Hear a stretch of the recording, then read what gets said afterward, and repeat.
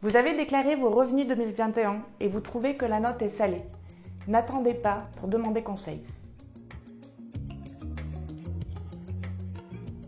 Il est possible de venir diminuer votre note fiscale de plusieurs manières, mais cela s'anticipe et doit être mis en place avant fin 2022. Avant de parler de stratégie d'optimisation fiscale, il faut faire un bilan patrimonial et fiscal de votre situation. Saviez-vous qu'il existe exactement 483 lois pour optimiser sa fiscalité ? Vous comprendrez donc que pour deux familles avec une imposition identique, les solutions ne seront pas les mêmes. Plusieurs paramètres entrent en ligne de compte.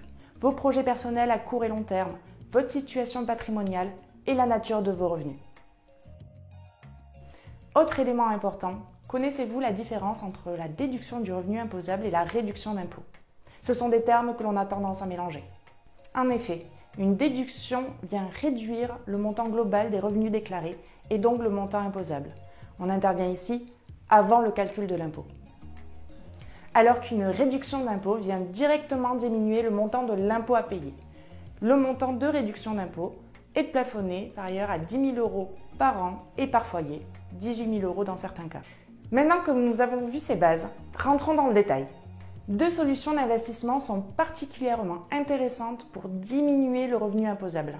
La première, investir dans un PER, qui est un placement destiné à vous constituer une retraite complémentaire. Sachez que vous pouvez déduire de vos revenus les sommes versées sur ce PER, et plus vous payez d'impôts, plus cette solution est efficace. Attention toutefois, il existe des plafonds à ne pas dépasser. Une deuxième solution, le déficit foncier. Il s'agit de faire un investissement immobilier qui prévoit de réaliser de gros travaux de réparation et d'amélioration. Pour faire simple, le but est de créer un déficit foncier qui va réduire votre base imposable et vous permettre d'avoir des revenus fonciers sans payer de fiscalité. L'année des travaux, vous pouvez déduire de vos revenus jusqu'à 10 700 € du montant des travaux effectués. La bonne nouvelle, c'est que l'excédent de ce déficit foncier peut ensuite être reporté pendant 10 ans. C'est un investissement non plafonné et très efficace, en particulier si vous avez une tranche d'imposition importante et si vous avez déjà des revenus fonciers. Nous venons de voir ensemble des solutions d'optimisation concernant la déduction d'impôts. Voyons ensemble maintenant des solutions de réduction d'impôts. Le plus connu est le dispositif Pinel. C'est un investissement immobilier qui permet sous certaines conditions de bénéficier d'une réduction d'impôts. Attention, 2022 est la dernière année pour profiter d'une réduction d'impôt Pinel à taux plein. Dès 2023, le taux des défiscalisations diminue et les conditions d'éligibilité deviennent encore plus restrictives. Beaucoup moins connu et pourtant un des plus efficaces, le dispositif Girardin Industriel. Grâce à un soutien financier aux entreprises situées dans les DOM-TOM, vous bénéficiez d'une réduction d'impôt sur le revenu.